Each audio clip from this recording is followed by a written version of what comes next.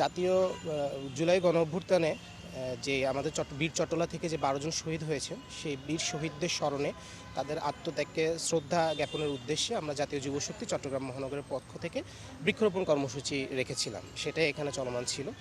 আমরা জানি যে আমাদের আজকে হচ্ছে জুলাই গণঅভ্যুত্থান দিবস তথা নতুন বাংলাদেশের এক জন্মের বর্ষপূর্তি। এটা সেই জুলাই ছিল 36 দিনের, যেখানে স্বৈরাচারী শাসক কর্তৃক একটা যৌক্তিক দাবিতে ছাত্রদের উপর নৃশংস হত্যাযজ্ঞ চালানো হয়েছিল। কোটা না মেধা আন্দোলন স্লোগান থেকে এক দফা এক দাবি, অতঃপর ছাত্র জনতা মিলে স্বৈরাচারী শাসকের পতন। বীর চট্টলার মাটিতে জুলাই অভ্যুত্থানে যে 12 জন শহীদ হয়েছেন তাদের স্মরণেই মূলত আমরা 12টি নিম গাছ রোপণ করেছি। আমরা মনে করি, আমরা বিশ্বাস করি যে আমাদের বীর শহীদরা, বীর যোদ্ধারা তাদের জীবন দিয়েছিল এই দেশকে, দেশের মানুষকে দূষণমুক্ত করতে, অর্থাৎ স্বৈরাচারী শাসকের ফাঁদ থেকে এবং তার যে স্বৈর শাসন ব্যবস্থা ছিল, সে বেড়াজাল ছিল, সেখান থেকে আমাদেরকে মুক্ত করতে।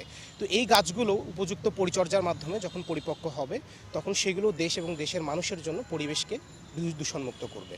এবং একটি কথা না বললেই নয়, পুরো জুলাই জুড়েই আপনারা গণমাধ্যম কর্মীরা আমাদের সাথে ছিলেন, আমাদের পাশে ছিলেন, যেটা আমরা কখনোই অস্বীকার করতে পারবো না, এটা ভোলার মতোও না।